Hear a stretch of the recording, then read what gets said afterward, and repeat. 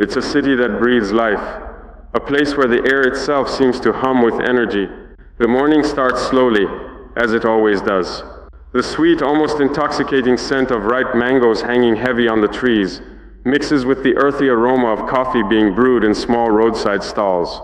In the Grand Marché, vendors are setting up their colorful displays of fabrics, spices, and handcrafted goods. The gentle putter of motorbikes, the city's lifeblood, begins to fill the streets, weaving between pedestrians and old, resilient Peugeot cars. Children, their laughter echoing in the narrow alleyways, chase each other on their way to school, their bright uniforms a stark contrast to the dusty roads.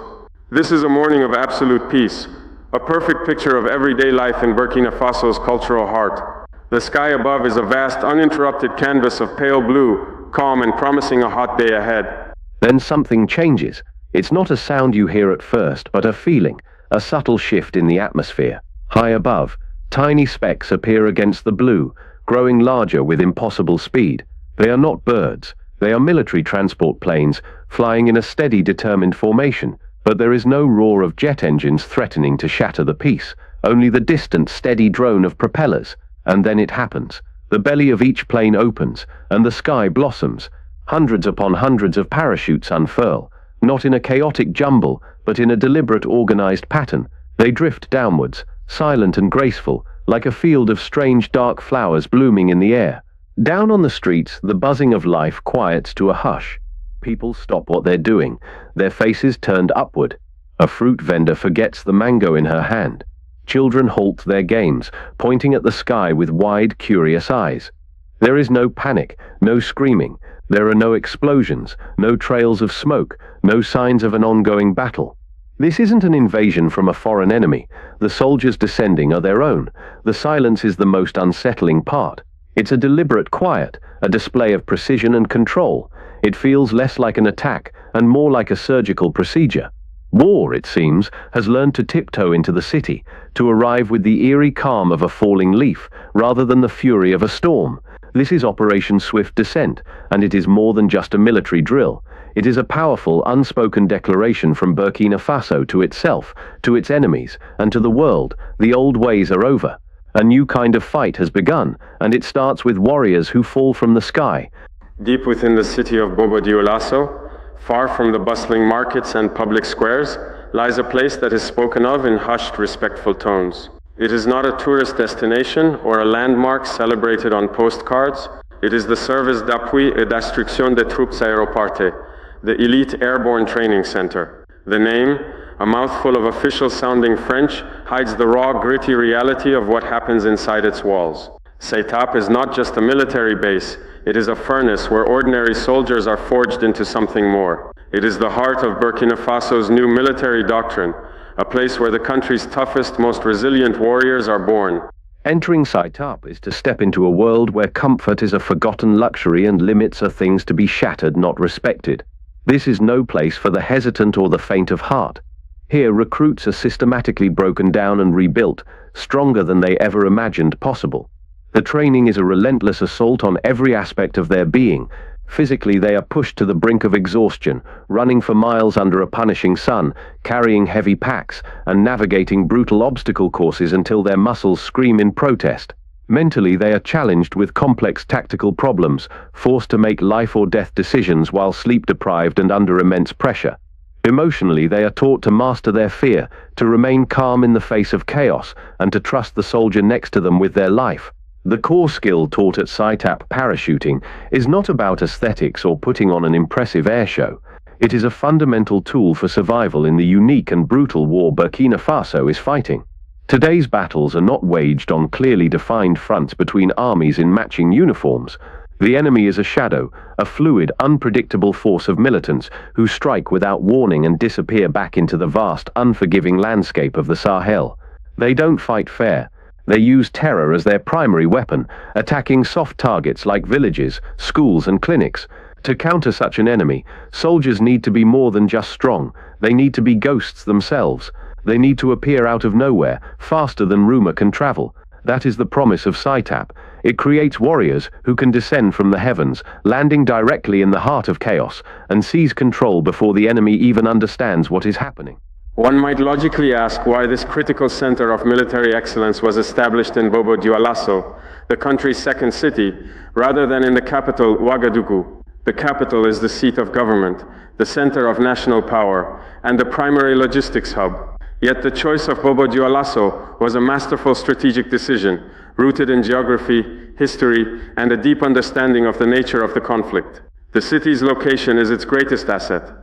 Think of Burkina Faso as a vast, complex chessboard. The most dangerous pieces, the insurgents, are concentrated in the north and east, along the porous borders with Mali and Niger. Placing SITAP in Ouagadougou would mean any deployment to these hotspots would still require significant travel time. Bobo Dioulasso, however, sits in a unique strategic pocket. It is far enough south to be insulated from the primary conflict zones, providing a secure environment where soldiers can train without the constant threat of attack. This safety is crucial for developing complex skills without interruption. At the same time, Bobo Dioulasso is geographically central in a way that the capital is not. It acts like a spider at the center of a web. From here, airborne troops can be deployed with nearly equal speed and efficiency in any direction, north towards the Sahel, east towards the volatile Tapoa province, west towards the Malian border, or south to secure the country's economic lifelines. In a war where minutes can mean the difference between a village saved and a village razed, this ability to radiate forces outward is priceless. Paratroopers, by their very nature, don't need roads which are often mined or ambushed by militants. They don't need to wait for armored columns to mobilize. They simply need a clear patch of sky. From Bobo Dioulasso, the entire country is within their reach in a matter of hours, not days. The city's soul is also steeped in military history.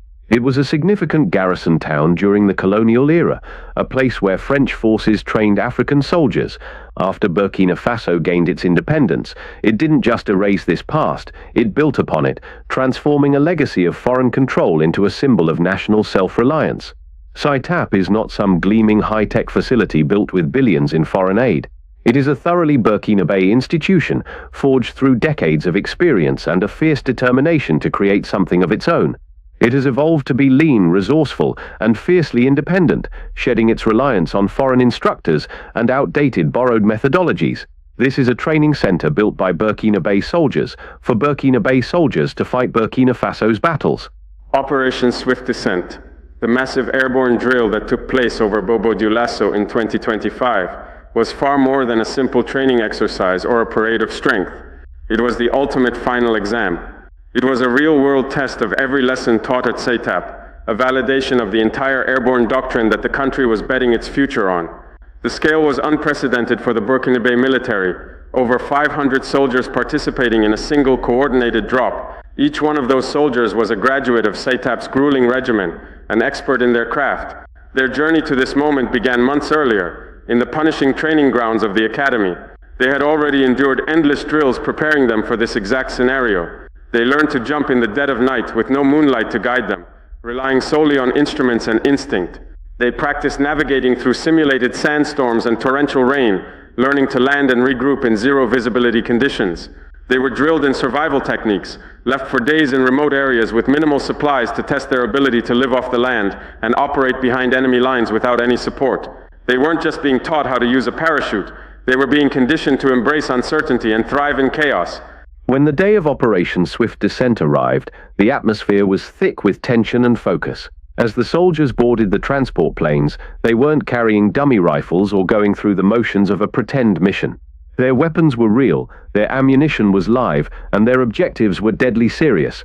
The moment they leaped from the planes, they were on the clock. Upon landing, there was no time for rest or congratulations. The second phase of the operation began instantly. They had to execute their missions with speed and precision. Some units were tasked with securing critical infrastructure, like a simulated airport or a power station.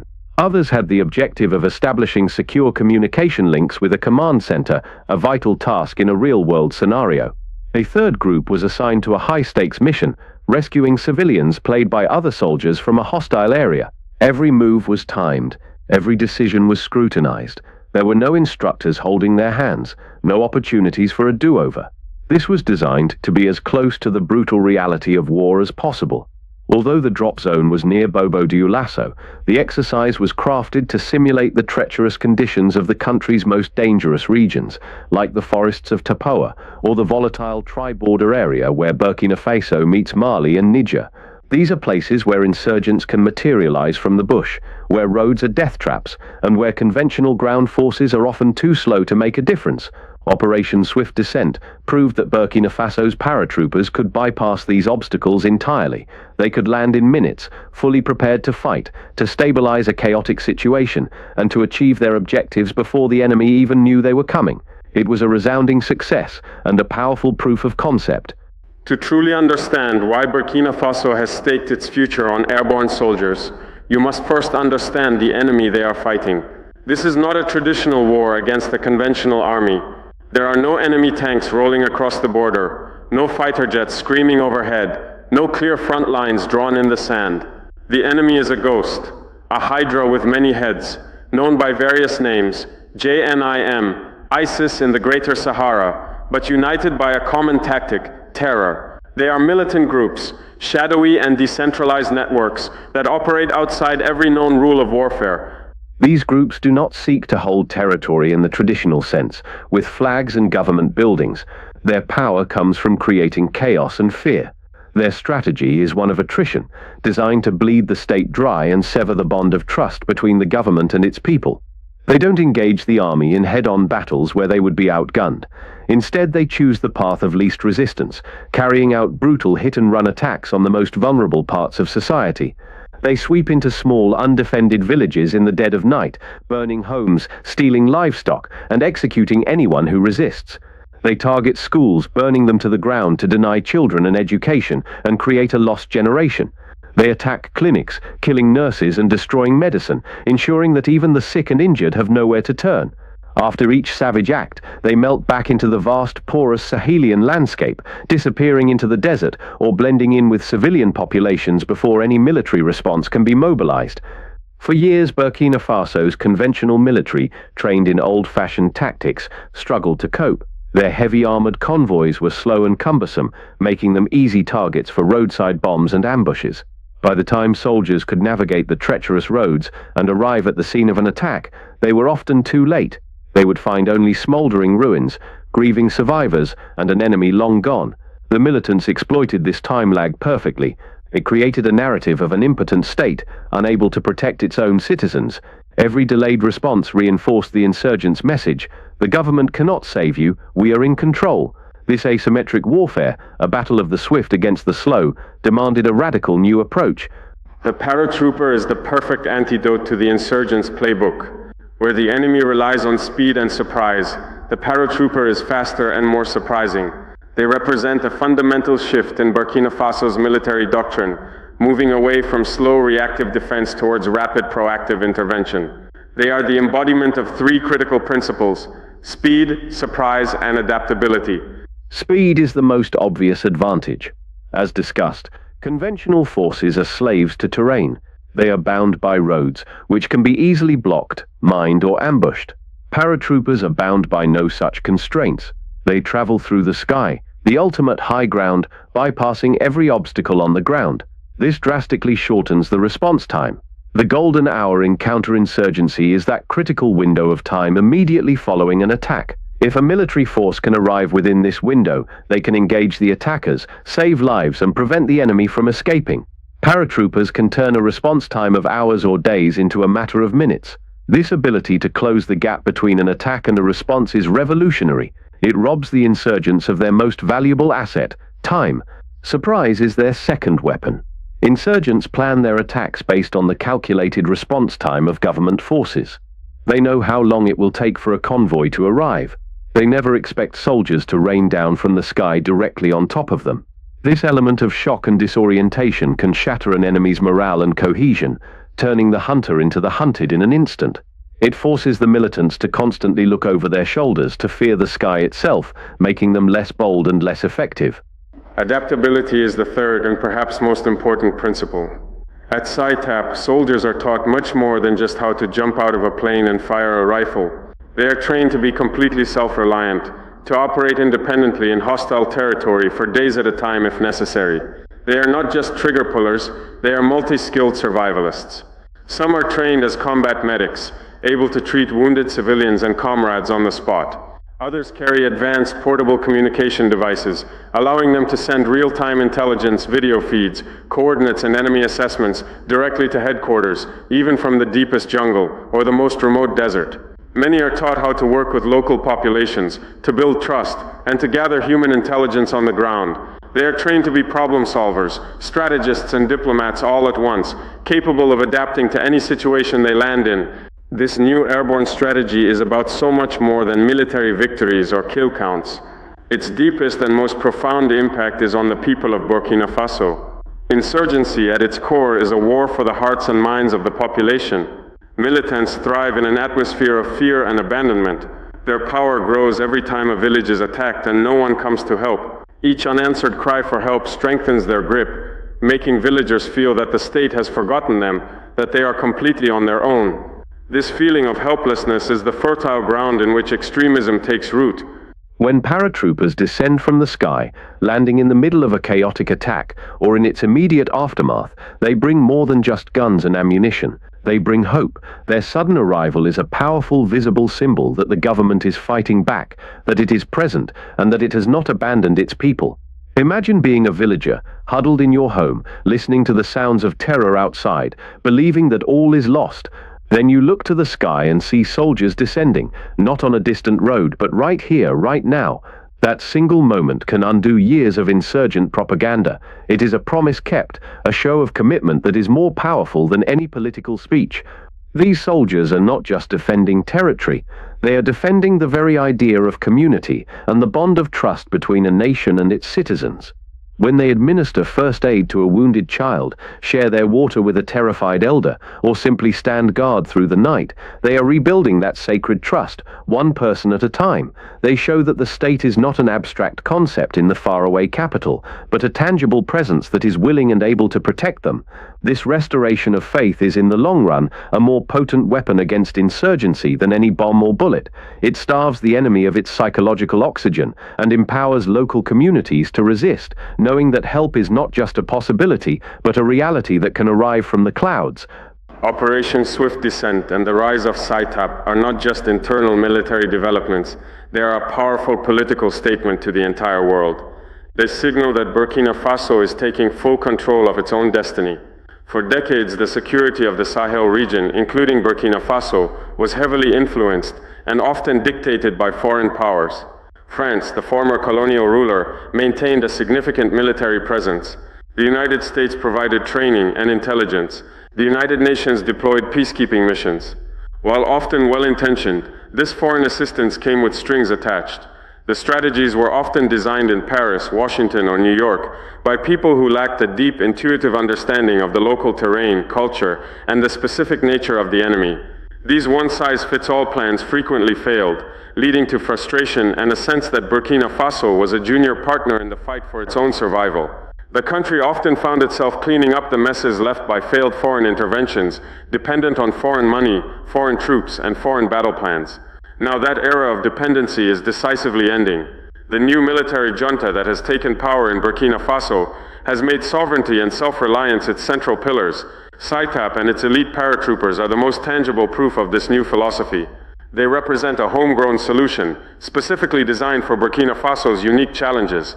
By developing its own elite fighting force capable of rapid deployment without needing to ask for foreign airlift or logistical support, Burkina Faso is asserting its independence on the world stage. Operation Swift Descent was a message.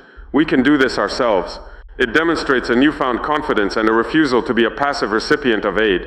This is a country that is now building its own tools, training its own warriors, and writing its own playbook for survival and victory. So who are these elite soldiers who fall from the sky? They are not faceless, emotionless fighting machines. They are not mercenaries or foreign legionnaires. They are the sons and daughters of Burkina Faso itself, drawn from the very communities they have sworn to protect. This is perhaps their greatest strength. Many of the paratroopers grew up in the rural villages of the north and east, the regions now ravaged by conflict. They know the land not from maps but from memory. They know every hill, every winding riverbed, every dusty trail. They understand the subtle changes in the landscape, the local dialects, and the complex web of relationships that define village life. This intimate personal connection transforms their mission from a job into a sacred duty.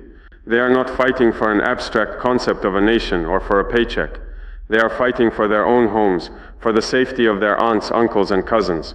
They are fighting to protect the marketplaces where their mothers once shopped and the schools where they themselves learned to read.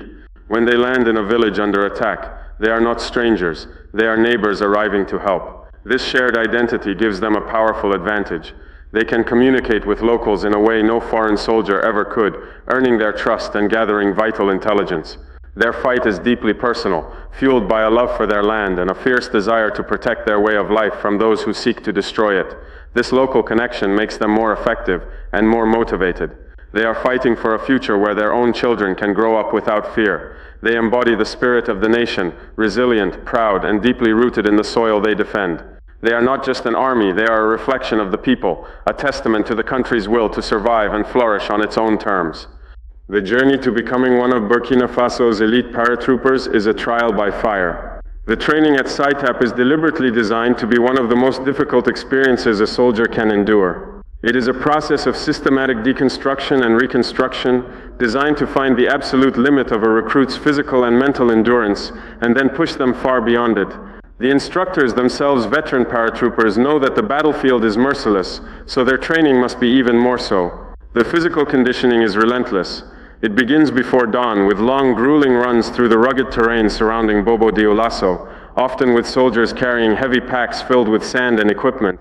They are put through punishing obstacle courses designed to simulate the physical challenges of a combat zone, climbing high walls, crawling under barbed wire, and navigating confined spaces. But it's the parachuting drills that test their courage most directly.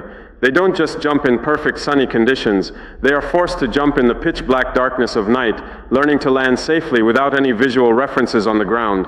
They jump into simulated high winds and storms, mastering the techniques to avoid being dragged to their death upon landing. They practice landing in dense brush and on rocky ground, learning to minimize injury in the most hostile environments. Yet the mental toll is often greater than the physical one. Soldiers are subjected to extreme sleep deprivation, forced to perform complex navigational and tactical exercises when their bodies and minds are screaming for rest. They face simulated ambushes, with the sounds of gunfire and explosions creating a chaotic and terrifying atmosphere, training them to think clearly and act decisively when fear is trying to paralyze them. They are taught to survive for days on end, cut off from all support, with only the resources they can carry or find. This builds an unbreakable mental toughness, an ability to remain calm and focused when everything is going wrong. The goal is to strip away all fear and hesitation, leaving only a core of pure, unshakable resolve. Those who graduate from SITAP have not just learned skills, they have been fundamentally changed. They have faced their worst fears in training so that they can be fearless on the battlefield. In the modern, asymmetric battlefield of the Sahel, being an expert marksman is not enough. A paratrooper who lands in a remote hostile area is often the sole representative of the state for miles around. They are cut off from immediate backup and must be a self-contained, multifunctional unit. The training at SITAP reflects this reality, producing soldiers who are less like simple fighters and more like Swiss Army knives, versatile, adaptable, and equipped with a wide range of critical skills. Every paratrooper receives extensive training in combat first aid, far beyond basic bandaging. They learn to treat gunshot wounds, apply tourniquets, and stabilize critically injured patients, both fellow soldiers and civilians, until proper medical help can arrive. In a village just attacked, this skill can mean the difference between life and death for countless people. They are also trained as amateur technicians. They learn how to perform basic repairs on their essential equipment, such as their communication radios. A soldier who can fix a broken radio can re-establish contact with headquarters, call for reinforcements, or coordinate an evacuation. A soldier who cannot is just another person lost in the wilderness. Furthermore, they are trained in survival skills that would rival any expert outdoorsman. They learn how to find water sources, build emergency shelters from natural materials, and navigate using the sun and stars. This ensures that even if a mission goes wrong and they are left stranded for days, they can survive and continue to be effective. Crucially, they are also trained in the soft skills of community engagement. They learn how to approach village elders with respect, how to listen to the concerns of the local population, and how to build the rapport necessary to gather credible intelligence. In a war where the enemy hides among the people, this ability to win trust and connect with civilians is as powerful and as essential as any weapon they carry. This multi-skilled approach ensures that when a Burkinabe paratrooper lands, they bring not just the ability to fight, but the ability to stabilize, to heal, and to rebuild. They are not just an army, they are a lifeline. Operation Swift Descent and Burkina Faso's new military posture are not happening in a vacuum. They are a central part of a much larger tectonic shift occurring across the entire West African Sahel. In 2023, a landmark event took place. Burkina Faso, along with its neighbors Mali and Niger, formed the Alliance of Sahel States, AES. All three nations are led by military governments that came to power with promises of ending insecurity and ejecting foreign influence. This alliance is more than a simple non-aggression pact. It is a mutual defense treaty. An attack on one is considered an attack on all. The formation of the AES was a direct response to years of perceived failures by international coalitions and a shared desire to forge a new path based on regional cooperation and self-determination. The clear stated goal was to create a united front against the common enemy of terrorism and to stop relying on Western powers for security. For a long time, this alliance existed primarily on paper, a set of promises and political declarations, but promises mean nothing without the military capability to back them up. This is where Burkina Faso's paratroopers play a pivotal role. They provide the AES with a credible, proven model for a rapid reaction force. They demonstrate that it is possible for a Sahelian nation, using its own resources and personnel, to develop a highly effective, modern military capability perfectly suited to the region's challenges. Burkina Faso isn't just building an army for itself, it is creating a blueprint that its allies can study, adopt, and integrate. The success of SITAP and Operation Swift Descent gives real teeth to the promises of the AES, transforming it from a political agreement into a formidable, integrated military bloc in the making. The ultimate vision extends far beyond Burkina Faso's borders. It is a future where the airborne strategy becomes the cornerstone of the Alliance of Sahel States' collective security. Imagine a scenario where the elite paratroopers of Burkina Faso, Mali, and Niger are not just separate national units, but part of a single integrated joint task force. Imagine them training together at SITAP, sharing tactics and intelligence, and standardizing their equipment and communication protocols. In this future, when insurgents launch an attack on a village in the border region of Mali, the response wouldn't be limited to the Malian army. A command center staffed by officers from all three nations